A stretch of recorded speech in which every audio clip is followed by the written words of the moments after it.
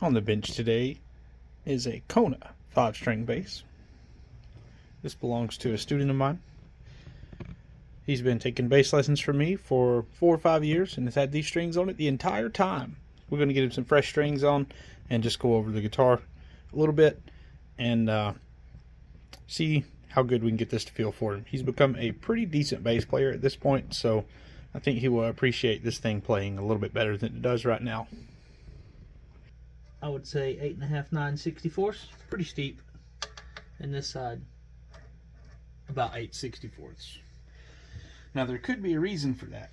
I did a little bit of kind of pre-investigation before I started filming, and there's a big hump in the neck right here.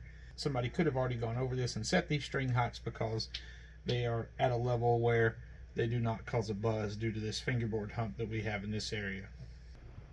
I don't have a notched straight edge for a bass instrument.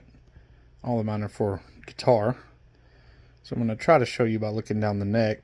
Probably not going to be able to tell it, but we've got a pretty good hump. A pretty good hump right about the 6th or 7th fret area. Okay, I'm just going to start by dropping the saddles and seeing what we can get.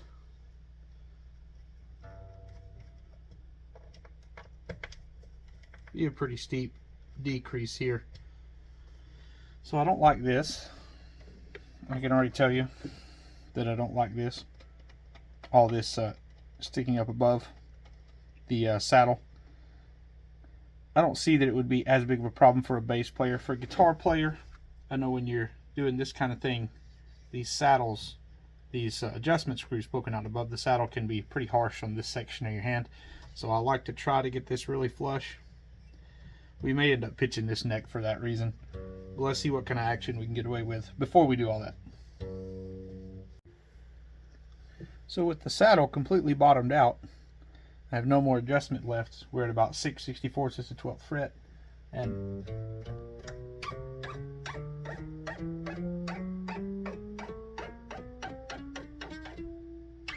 no buzzes up there, really. Let's keep trying that. Alright, so I lowered the E string, the D string, and the G string just to see if I had any issues with fret buzzing, and you can see it's quite a significant difference here.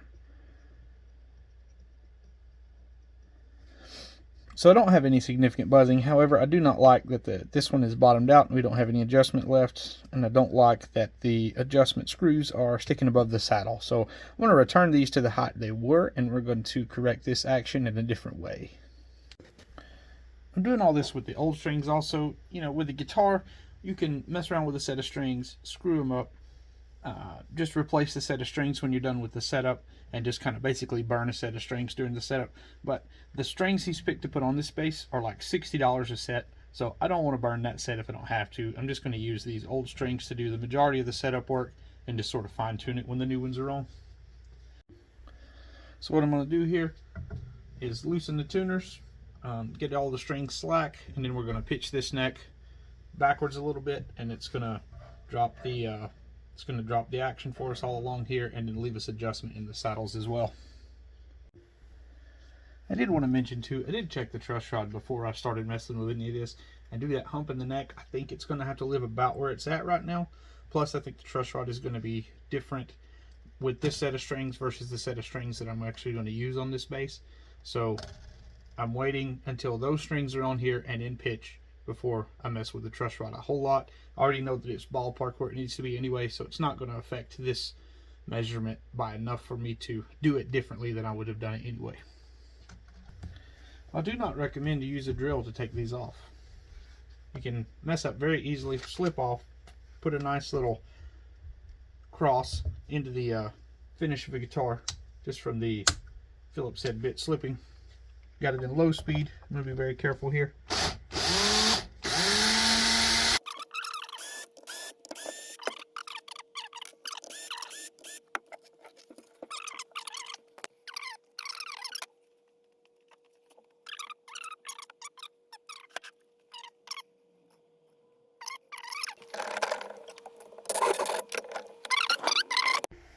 And we got ourselves a decently shaped little shim there.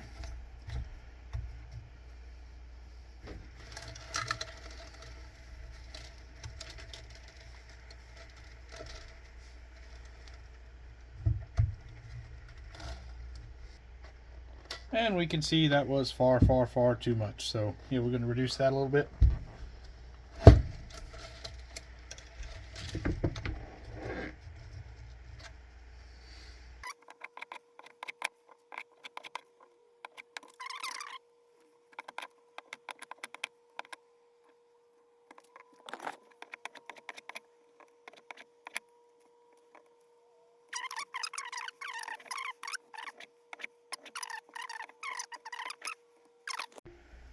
Sure, there's math that could be done that would tell you exactly what to do and exactly how thick of a shim to do. I don't know, I just never learned it. I just do it this way. And we're eventually going to find one that works pretty good.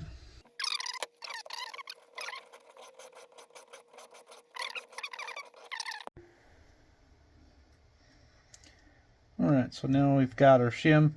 It's pretty close to the right thickness. We've got a little height right here. We've still got adjustment left here if we need to raise it up. I think we'll run with this shim. Okay, so I didn't record any of that. Great. So, if you're going to use a drill, I don't recommend you use a drill. If you use a drill, make sure your chuck is set pretty low. I've only got it on the 3 setting. There's a slow and a fast, one for drilling, one for screwing. I've got it set on the slow one versus, right? So, yeah. Be warned. Alright, so with the shim in and back to pitch,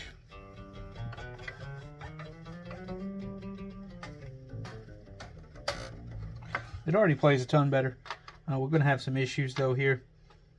This is about 5/64. That's only about 2 or 3 64ths. Let me even these out at about 4 or 5 64ths. Then I'll see how many rattles we have. Because right now we have this going on.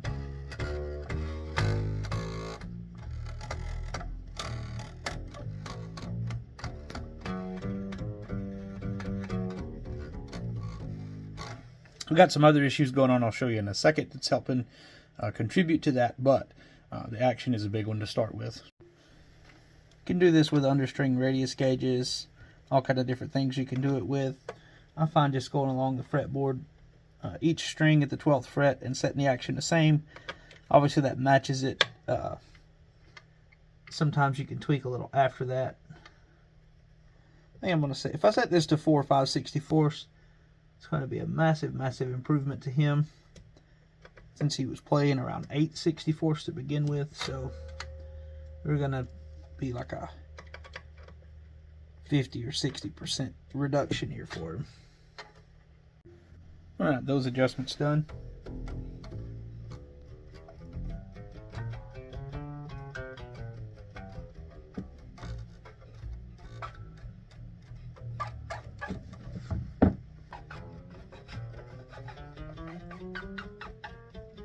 So I'm running on the E and the B.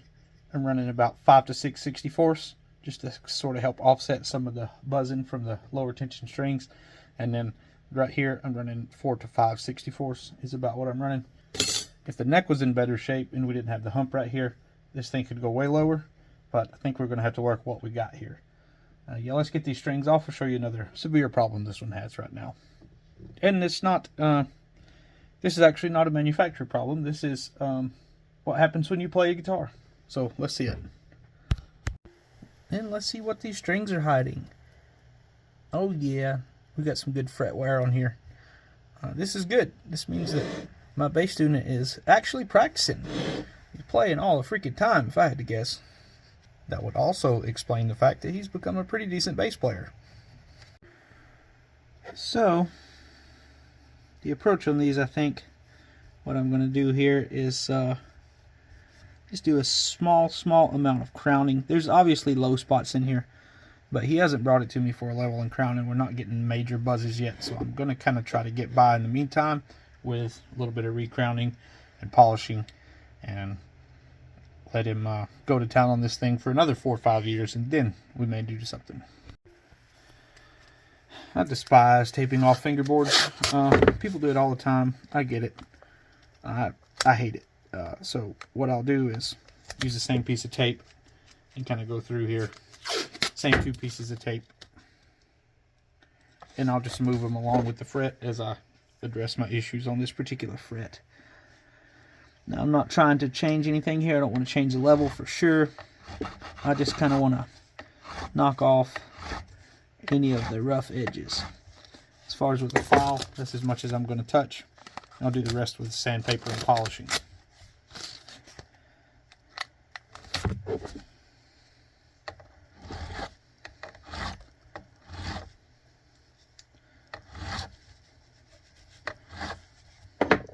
That already makes a difference, just that right there. It's of course rougher than a finished fret would be, but like on this fret right here, there's literally like a little small sharp edge that catches your finger when you do this.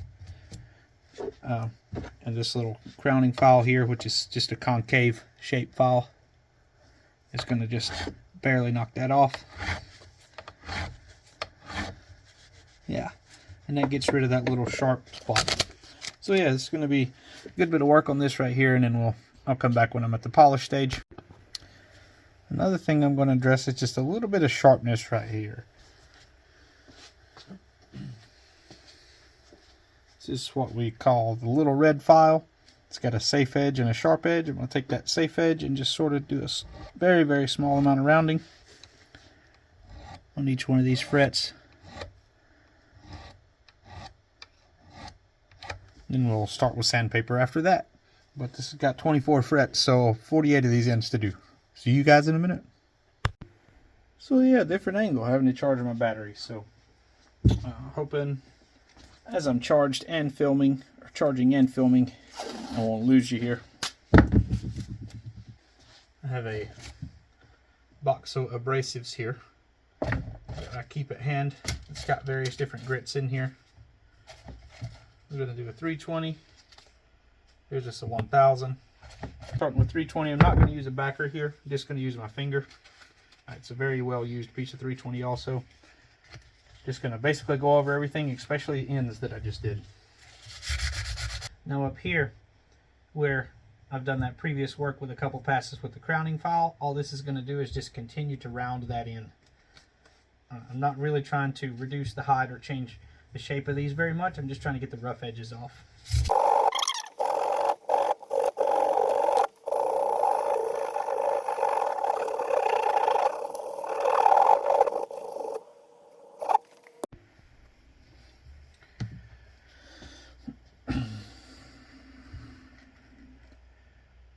So you're not going to get much better than this. You cannot chase this all the way down. If you do, you'll end up with major fret problems. So this is just kind of like a middle of the road type of deal. You're not ready to take drastic action yet. You just want this thing to play a little bit better, a little bit smoother. This is as far as I would take this with 320. I can sand these completely out, and if I do, then this will be a low fret. So we're just going to have to live with a certain amount. Sometimes even in the leveling crown, if I've got a really serious divot, you just have to leave it. You can't chase it till it's gone. You won't have any fret height left. So just be mindful that these frets are not going to be perfect, but they're going to be far better than they were. The strings in this case, the strings the guy's going to be using is far less aggressive to the fret. He'll get a lot more life out of this without having to do a lot more maintenance. You know, a lot of times there's an ideal solution to things, and I get that. There's a quote, though, that says something to the nature of, you can't always pick the best solution, but you can pick a simple solution that works. And that's what we're doing here, a simple solution that works. Alright, I'm going to finish out through the grits. It's boring. You're not going to watch me do it. You'll skip. I'll bring you back when we're at the final polish stage. Here we are up to about 1000. You can see we still got some grime and dust from the sandpaper on the fingerboard. Love me or hate me, I use the 4-aught steel wool. It's got its dangers. Make sure you know what those dangers are. I've said it multiple times in previous videos.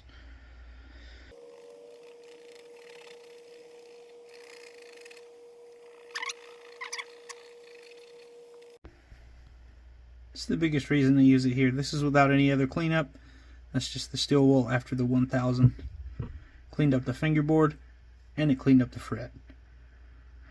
We're not done yet, but that's a huge amount of progress there. I'm going to Get my glove ready here. Get my polishing compound ready here. This stuff stinks, I don't like it. But I've got like a lifetime supply, so I'm going to be using it for a while.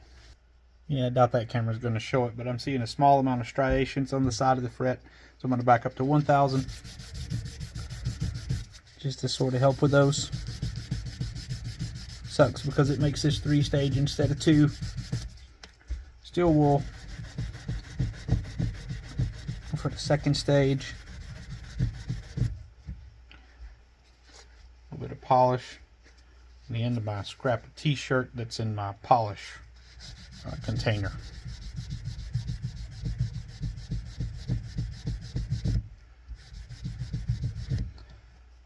And it's a polished fret. We will, again, you're not going to watch me do 24 of these, so yeah, I'll see you in like, I don't know, half an hour. Shoot me now. Thought someone might wonder too, is the purpose of all this polishing cosmetic? And I would say about 50-50. It is going to look super nice. Primary reason for doing all this is for a smoother feel. It does make a difference in how it feels. The initial kind of niceness, especially on nickel silver fret wire, especially on nickel silver frets, will wear off kind of quickly, but stainless steel, it lasts for quite a bit longer. It's also kind of a thing, like, this base is my student's baby, you know, so like he's going to open the case, he's going to see these things shining, and he's going to be like, wow, you know. He's going to be glad that he had this done to his guitar, and he's going to enjoy playing it more, and it's going to look nicer, and that's the reason I do this stuff, really. Hey, I would like a little feedback too. Seems like my videos that I narrate do significantly better than the ones that I don't. For instance, I got that Stevie Ray Vaughan video. It got over 100,000 views. And then I've got another video about a refret that I thought was just as good a quality of video, but I guess you guys didn't because it only got like 220 views. So, would you rather me narrate? I think what I'm gonna do with that other one is narrate it, re-edit it a little bit, and repost it, and see what happens with it. Just to see what happens. So, but yeah, a little bit of feedback would be good. If not, I'm gonna do it anyway because the numbers tell me that's what I need to do. Alright, I was able to get all 24 frets polished with 4 strips of tape.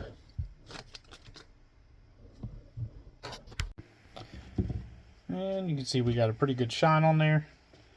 I'm out of those blue shop towels. I really like those things, but I've been out for like 3 years and I haven't thought to buy anymore. I just keep not using them and using something else. This thing's in desperate need of some oil, so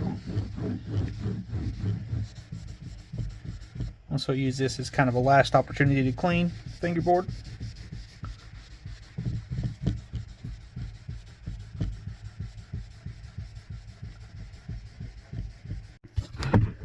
Alright, Editor Davey.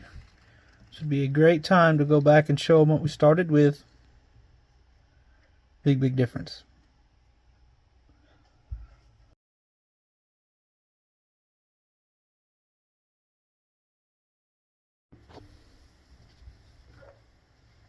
This was a good shot if I remember right, so yeah, just a little bit of a glamour shot on it for you. Let's get some strings on here. These are killer strings, but you do need to know all of this right here. Make sure that all this stuff is correct before you open the package, so you can get your 60 bucks back. So we've got a problem here that's unique to these Labella strings. When this pushes up against here on the Labellas, you must have the wrapped part around the tuner. If you do not, these strings will break. Ask me how I know. So I've cut 3 string balls off the old set of bass strings, and I'm going to thread that string through this and then through the bridge, and then that will put my wraps where they need to be up here for this set of strings to work on this bass. I would say this is only going to work if you're pretty close. So yeah, on goes one, on goes another, on goes another, and then we're through the bridge here. Bend it up so that I can get by the saddle. So that's going to look a little funny there, but it's that or we cannot use this style string. And this string is very different than the other style string that we had on here before. I think, like I said, I think it was Roto Sounds. But if you'll look, 3 string balls just barely puts us so that the wrap is up here on the tuner. That's what we're going to have to do in order to use this set of strings. We're not in pitch yet, but I think that's the best protection that I'm going to be able to give this. Boy, these strings just look great, don't they? Something about those stainless flats is just, I don't know. I like them. Some people don't, I guess, but I like them. She's not in tune yet, but now you can get a beauty shot with the strings on. Need to polish it a little, but yeah. That's what I'm talking about. So yeah, she's playing much better than when she got here. It's not perfect. We've got that hump in the fretboard. We've got a little bit of fret wear still on there, but we've also we've made this much more serviceable for my student, which was the goal here really. He's going to get a lot of enjoyment out of it, I believe. The sides feel better. The frets feel better overall. Plays better overall. A couple important notes here that I didn't cover in this.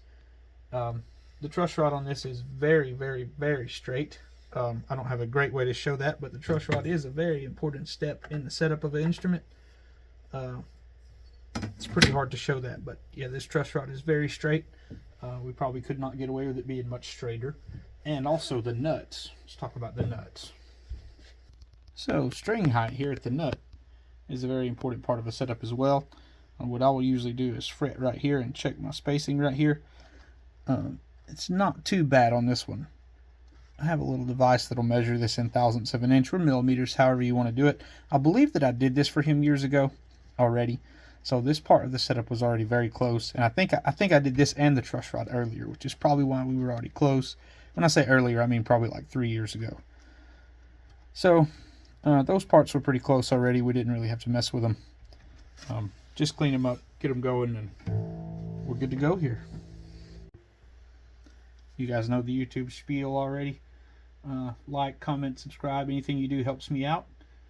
Share it. That helps even more. And hopefully I'll see you guys in the next one. Have a good one.